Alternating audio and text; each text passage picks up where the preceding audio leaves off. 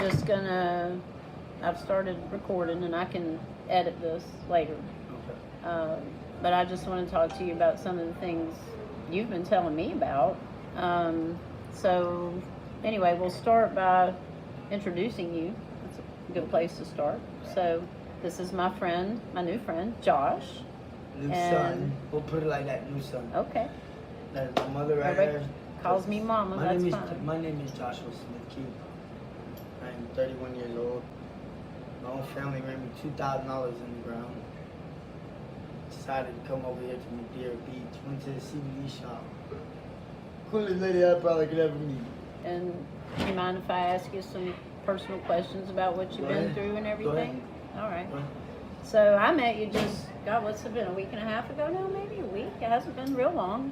Yeah, it's been about a week, week and a half, I think. And when last weekend, about a week and a half. And since that time, you've actually come a long way. You've worked for the guy who's running for sheriff, James McLynas. He's actually given you a little bit of a helping hand, giving you a job a couple of times, helping him out, and even gave you a place to stay one night, didn't he? Yeah. He's a pretty good guy, I think. He's like, you know what? I'm not gonna let you shower on the beach or nothing like that. I got you dirty. I'm gonna get you clean. Took my shower, got dressed. Respect for him and his family. I left his house. Went to grab my bike. Went to grab my weed eater. And left. Makes a difference when somebody treats you with a little respect and dignity, doesn't it? It actually does because, you know, and actually I don't think I had my weed eater that night. But he has held my weed eater for me, so nobody would steal it because he knows what I'm going through. Carrying 3-4 miles on my shoulder like this on the bike, trying to make a living. Finally found a full-time job today doing landscaping. So now I got my yards on the weekends and I'm working 5 days a week. I'm gonna tell you how good this man is. This man let me, okay, the first day I worked with him, he's like, man, I got an apartment, I need to clean, da-da-da-da. I said, okay, yes, sir.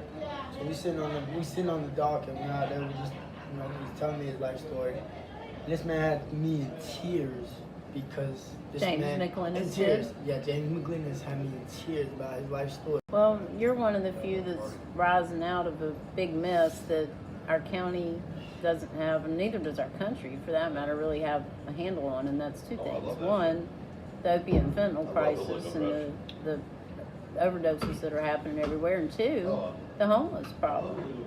And nobody is really doing anything about it. And though I know there's programs out there, but like you said, they're limited in what they can offer, and we just don't have enough of them. Don't go to safety harbor. If you go to safety harbor, you're just gonna get treated like you're in county. Yeah, I've heard that from everybody. You're gonna just get treated like you're in the county, and then you know what I'm saying. You get rained on. I left. Well, they say it's worse than being in jail, actually. And the sad part about that is that we have a new sheriff's department building. We have new uniforms when they were already voted best dressed in the county. I mean, I watched the uniforms, and we used to take them to the dry cleaners. Now they're polyester and they go in the washing machine. They're horribly hot, and they look like forest rangers, if you ask me. But that's just my opinion. And then we have a $2 million airplane that we know James McLynas will gladly auction off to put the money in safe harbor. So yeah, we're going to auction that off on eBay when he wins. That's going to be one of the first things that happens is that airplane is going to go. So you know what? I know he'll do it. Oh, I know he will. I know he will. Yeah. I know. And I'm willing to put everything I got on that he'll do it. Well, that man will keep his word. I know that. And I know that he's interested in helping people. I've seen him do it with you. Listen, there's another thing.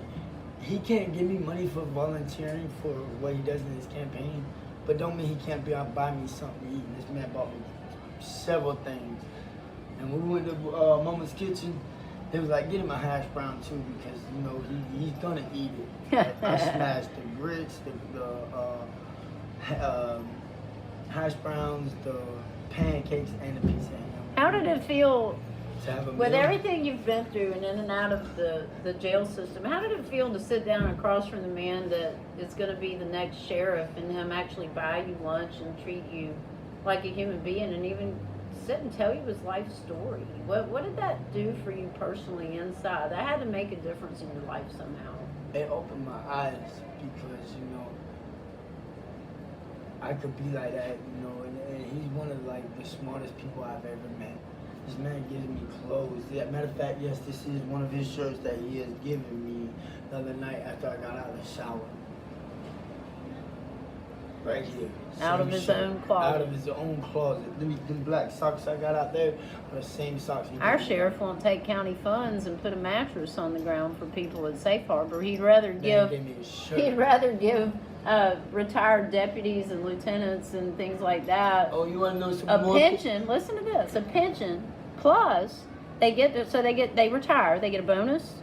Okay, they get their pension like they're still retired, and then they go back to work and make a paycheck. Did you know they do that? Yeah. Yeah.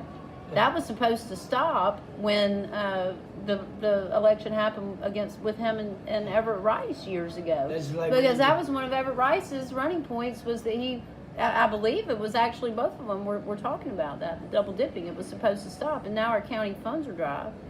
And people can't go to Safe Harbor. And the guy who's running for sheriff is taking you in his own home and letting you take a shower and clothing and he's you. giving me food. And he fed me cereal the other morning. So and he ate a bowl of that's cereal the with kind of person and we he ate need he running said, this county. He said, "What kind of cereal you want?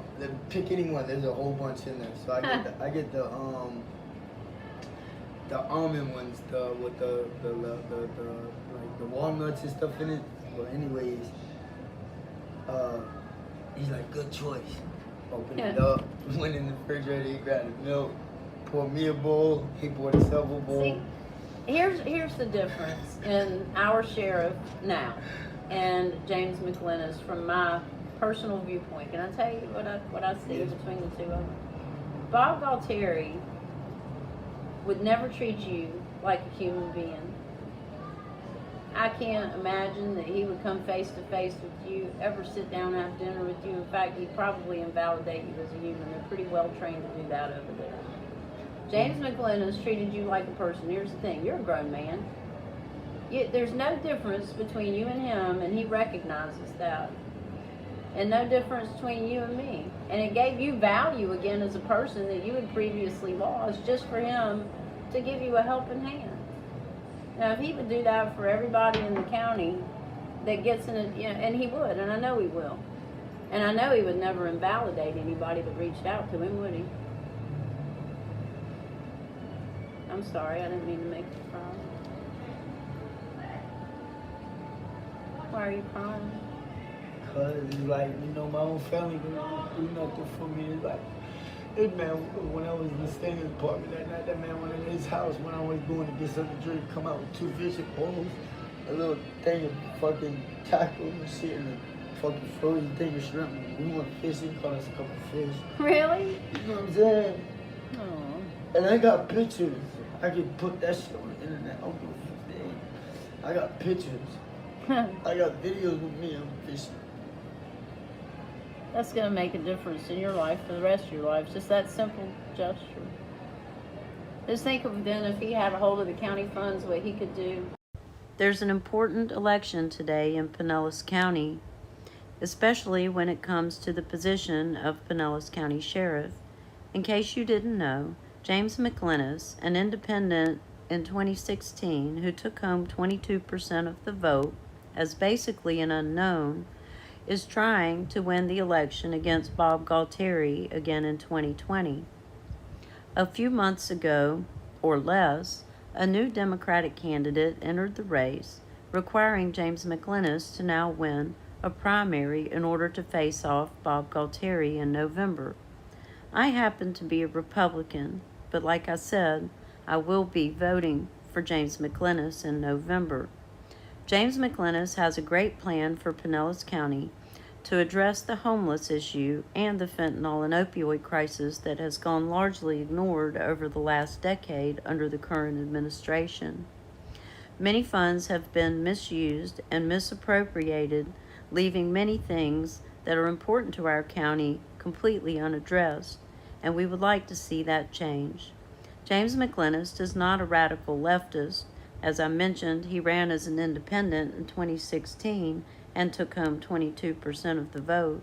I believe if you visit his YouTube channel following the link from this video listed below, you will be able to see what many of his views are and many of his plans are for our county, and I believe that you will find, as even a Republican, you could easily back this candidate and feel good about it. James McLynas does not want to defund the police. In fact, what he wants to do is to refund the police with the appropriate funds to take care of and address certain situations that have been ignored.